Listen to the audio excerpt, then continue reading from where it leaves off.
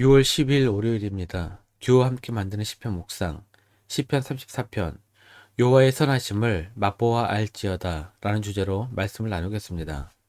먼저 기도로 시작하십시오. 성경을 1회 3회 읽기 바랍니다. 꾸준한 영성을 여는 당신의 인생을 변화시킵니다. 첫 번째, 시편 34편 해설. 시편 34편은 표제가 매우 친절하게도 많은 정보를 줍니다. 다윗이 아비멜렉 앞에서 미친 채 하다가 쫓겨나서 지은 시입니다. 이 시편은 사무엘상 21장 10절에서 15절을 배경으로 합니다. 다윗은 사울에게 쫓겨 노베에 있는 제사장 아히멜렉에게서 음식을 얻어먹고 힘을 차립니다. 그 제사장에게서 자신이 죽인 골리앗의 칼을 받아 나옵니다. 그리고 목숨의 위험을 느껴 블레셋의 가드로 도망을 칩니다. 사무엘상 21장 10절입니다. 그날의 다윗이 사울을 두려워하여 일어나 도망하여 가드 왕 아기스에게로 가니.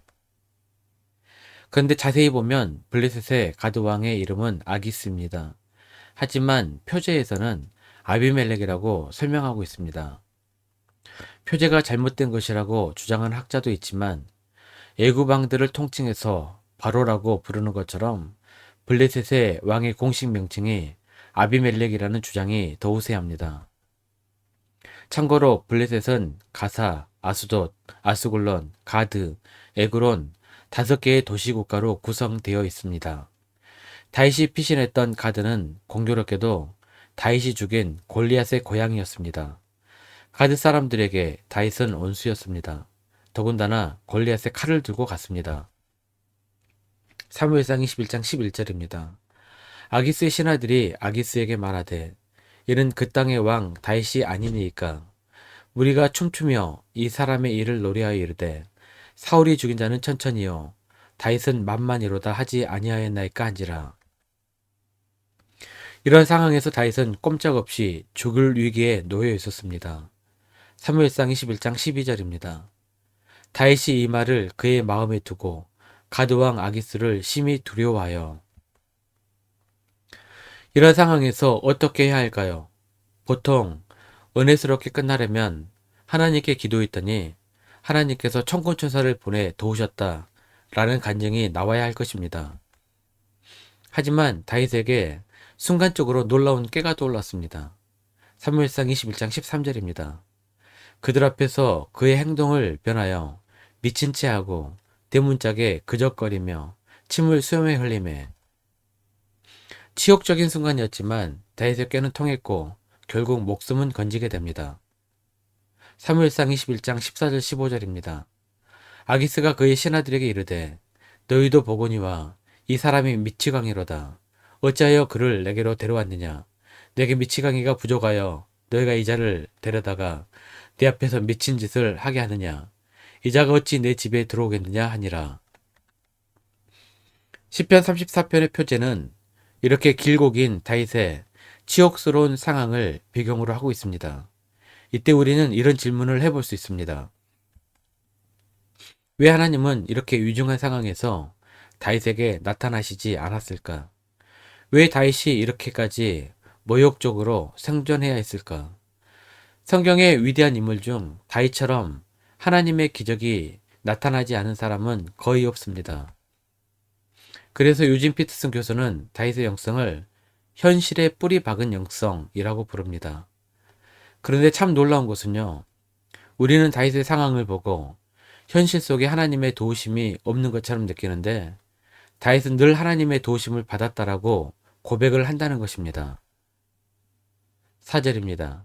내가 여호와께 간구하매 내게 응답하시고 내 모든 두려움에서 나를 건지셨도다. 6절입니다. 이 곤고한 자가 부르짖음에 여호와께서 들으시고 그의 모든 환난에서 구원하셨도다. 우리는 다윗의 이야기 속에서 발견하지 못했지만 다윗은 늘 하나님의 도우심을 경험하고 살았다는 것입니다. 이것이 다윗의 위대한 영성입니다.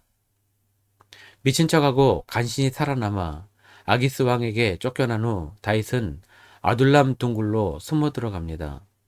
혼자인 줄 알았는데 이때 400명의 사람들이 다윗을 찾아옵니다. 그런데 그들은 모두 사울에게서 환난을 당한 자들이었습니다. 사무엘상 22장 2절입니다. 환난 당한 모든 자와 빚진 모든 자와 마음이 온통한 자가 다 그에게로 모였고 그는 그들의 우두머리가 되었는데 그와 함께한 자가 400명 가량이었더라. 다윗은 그때 상황을 기억하며 이렇게 노래합니다. 17절 18절입니다. 의인이 부르짖음에 여호와께서 들으시고 그들의 모든 환난에서 건지셨도다. 여호와는 마음이 상한 자를 가까이 하시고 충심으로 통회하는 자를 구원하시는도다. 여호와는 환난 가운데 있는 자들의 간구를 들으시고 마음이 상한 자들을 위로하시며 구원해 주십니다. 여호와 하나님의 구원을 날마다 경험하시기를 기도합니다. 두 번째, 여호와의 선하심을 맛보아 알지어다. 8절입니다. 너희는 여호와의 선하심을 맛보아 알지어다. 그에게 피하는 자는 복이 있도다. 시편에서 가장 좋아하는 구절 중 하나입니다. 이 구절은 입으로 읊조릴 때마다 가슴이 벅차오릅니다. 너무나 아름답습니다. 다윗은 하나님의 은혜를 미각으로 표현해 봅니다. 우리는 날마다 음식을 맛봅니다. 하나님의 사랑을 날마다 맛보아 경험하는 교우들이 되시기를 축복합니다. 12절입니다. 생명을 사모하고 연수를 사랑하여 복받기를 원하는 사람이 누구뇨? 복받아 장수하는 인생은 인간 욕망의 본질입니다. 하나님께서는 진짜 복받는 인생을 살려면 악을 버리고 선을 행하라고 말씀하십니다. 13절 14절입니다. 내 혀를 악에서 금하며 내 입술을 거짓말에서 금할지어다. 악을 버리고 선을 행하며 화평을 찾아 따를지어다. 하나님의 말씀은 매우 핵심을 찌릅니다. 행동하는 신앙입니다. 여호와의 선하심을 맛보아하는 것도 말씀에 순종하는 우리의 행동이 있을 때 가능합니다. 그래서 야고보서 기자도 이렇게 말씀합니다. 야고보서 2장 17절입니다. 이와 같이 행함이 없는 믿음은 그 자체가 죽은 것이라. 하나님은 성경의 말씀대로 순종하며 살아가는 행동하는 신앙인들에게 즐겁고 복된 인생의 열매를 따게 하십니다. 말씀 요약합니다. 첫 번째, 여호와의 선하심을 날마다 맛보아 알아가시기를 바랍니다. 두 번째, 하나님은 성경의 말씀대로 순종하며 살아가는 행동하는 신앙인들에게 즐겁고 복된 인생의 열매를 따게 하십니다. 1년 성경 일독 주간기기입니다. 오늘은 월요일 시편 52편에서 56편까지 말씀 천천히 묵상하십시오. 6월 중보기도 제목입니다. 5가지 기도 제목 충분히 기도하시고 교회와 개인 기도의 시간을 가지시길 바랍니다. 가정에서 기도하시기 힘드신 분들은 교회 나오셔서 주중 기도의 시간을 이용하시면 됩니다. 주중 기도회는 새벽 6시부터 밤 10시까지입니다. 편하신 시간에 나오셔서 정기적으로 기도하시길 바랍니다. 하루 30분씩 최선을 다하시기 바랍니다. 그러면 여러분의 삶이 변화될 것입니다. 영상을 다 보신 분들은 확인 문자를 보내시거나 유튜브에 댓글로 달아주시면 정기적인 영성 훈련에 도움이 될 것입니다. 오늘 하루도 승리하시기를 기도합니다.